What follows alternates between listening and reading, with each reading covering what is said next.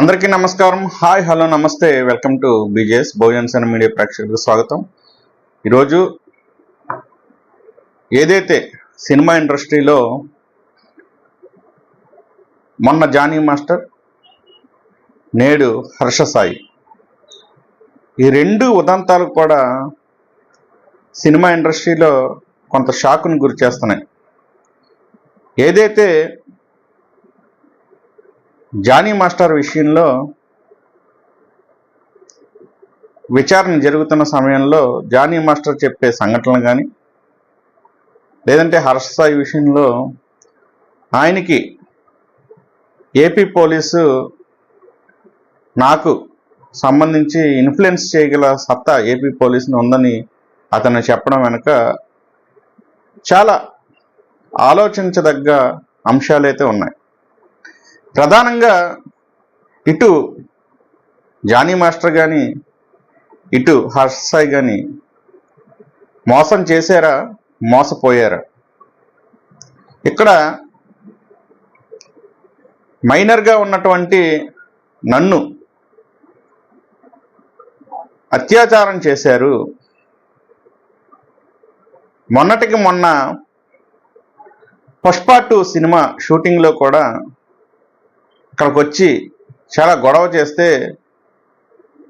ఇందులో టాప్ డైరెక్టర్గా ఉన్నటువంటి సుకుమార్ కూడా వీరిద్దరిని కూర్చోబెట్టి సిట్టింగ్ చేసిన ఈ వివాదం ఫుల్ స్టాప్ పడలేదు.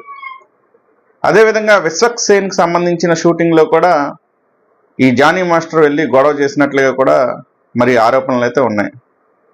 కొంతమంది జానీ మాస్టర్కి అనుకూలంగా సపోర్ట్గా, కొంతమంది వ్యతిరేకంగా మరి సపోర్ట్ చేస్తున్నారు. అయితే ఇక్కడ ప్రధానంగా ఆలోచించాల్సిన అంశం ఏంటంటే, హీరోయిన్ మాధవీలత తను డెలిబరేట్గా బయటకు వచ్చి ఎవరైతే బాధితురాలు ఉందో తన పక్షాన పోరాటం చేస్తుంది.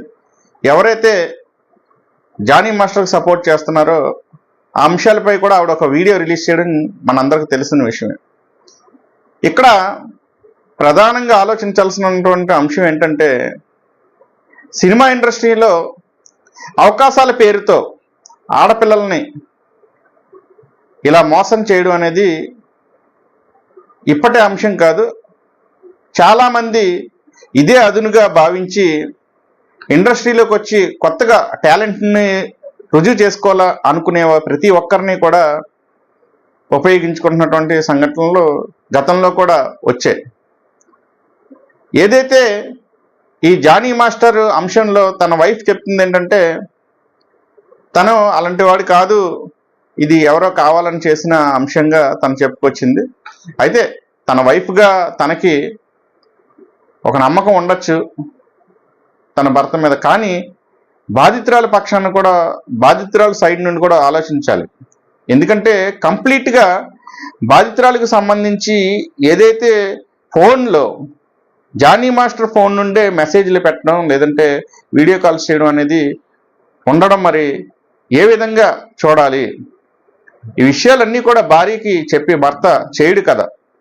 అదేవిధంగా ఇక హర్ష సాయి మెగా అనే ఒక సినిమాలో ఆపర్చునిటీ కోసం వచ్చినటువంటి అమ్మాయి, ఆ అమ్మాయికి సంబంధించి హర్ష సాయికి కేటాయించిన ఒక విల్లాలో స్టోరీకి సంబంధించిన స్క్రిప్ట్ ఏదైతే ఉందో దాన్ని డిస్కస్ చేయాలి, అక్కడికి రమ్మని చెప్పి మరి తనకు సంబంధించినటువంటి విల్లాలో, తను విడిది చేసిన విల్లాలో తనకి మరి ఆల్కహాల్ లాంటి మత్తు పదార్థాలు ఇచ్చి మరి చెప్పుకోవాలంటే ప్రైవేట్ పార్ట్స్ని కూడా తీసుకుని మరి షూట్ చేసినటువంటి హర్ష సాయి విషయంలో కూడా అమ్మాయి బలమైన పోరాటం చేస్తుంది. ఇక్కడ ప్రధానంగా ఒకటైతే ఆలోచించాలి, ఇక్కడ జానీ మాస్టర్ విషయంలో ఆ అమ్మాయి బయటకు వచ్చి అలా చెప్పింది అంటే కనుక ఖచ్చితంగా బలమైనటువంటి కారణాలైతే లేకుండా ఆ అమ్మాయి అయితే రాదు. అదేవిధంగా హర్ష సాయి విషయంలో కూడా ఆ అమ్మాయి వచ్చి చెప్పిందంటే బలమైన కారణాలు అయితే లేకుండా ఇక్కడ బలంగా ఆలోచించాల్సిన విషయం ఏంటంటే, ఆడపిల్లల విషయంలో ఎవరైనా కానీ సింపుల్గా ఈ అమ్మాయిలు బరి తెగించి వెళ్ళారు, లేదంటే కొవ్వెక్కువై వెళ్ళారు అనేక రకాలుగా మాట్లాడుతుంటారు. కానీ ఇక్కడ తల్లిదండ్రులను కూడా వదులుకొని సినిమా ఇండస్ట్రీలో తనకు తాను రుజువు చేసుకోవడానికి ప్రూవ్ చేసుకోవడానికి అవకాశం కల్పిస్తారన్న అంశంలో ఆడపిల్లలు కొంతమంది స్టార్ కొరియోగ్రాఫర్లను కానీ లేదంటే కొంచెం ఫేమ్ ఉన్నటువంటి హర్ష సాయి లాంటి వ్యక్తుల్ని నమ్మడం సహజం. దాని మాత్రాన ఒక వ్యక్తిగతంగా తన లైఫ్ ఏంటో మనకు తెలియనటువంటి జానీ మాస్టర్ విషయంలో, లేదంటే వ్యక్తిగతంగా తన లైఫ్ ఏంటో తెలియని హర్ష సాయి విషయంలో ఆడపిల్లలు పొరపాటు చేశారనేది వాస్తవం. నమ్మడం ఓకే, కానీ వ్యక్తిత్వం విషయంలో ఆచితూచి అడిగేయాల్సినటువంటి బాధ్యత ఆడపిల్లల మీద ఉంటుంది. ఇప్పటికైనా కూడా పోలీసు వారిని, తెలంగాణ పోలీసు వారిని కానీ లేదంటే ఆంధ్రప్రదేశ్ పోలీసు వారిని కానీ మేము బలంగా కోరుకుంటుంది ఏంటంటే, వీరికి సంబంధించిన విషయాల్లో క్షుణ్ణంగా ప్రతి విషయాన్ని కూడా విచారణ చేసి సాక్ష్యాలు పక్కదారి పట్టకుండా చూసి ఎవరైతే ఇబ్బంది పడ్డారో, మరి మైనర్ బాలిక మీద అత్యాచారం చేయడం అనేది ఫోక్సో కేసు కింద వస్తుంది కాబట్టి ఆ టైంలో జరుగుంటే కనుక ఫోక్సో కేసుకు సంబంధించి సెక్షన్లో అప్లై అయ్యేలాగా హర్ష సాయి విషయంలో మరి ఆ అమ్మాయి చేసినటువంటి ఆరోపణలను కూడా నిజాలను నిగ్గు తేల్చి పోలీసు వ్యవస్థపై సాధారణమైనటువంటి మరి కుటుంబాలకు సంబంధించినటువంటి నమ్మకాన్ని పొందాలని కోరుకుంటూ సెలవు తీసుకుంటున్నాను. Thank you.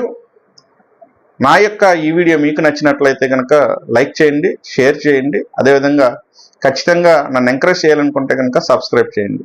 Thank you so much.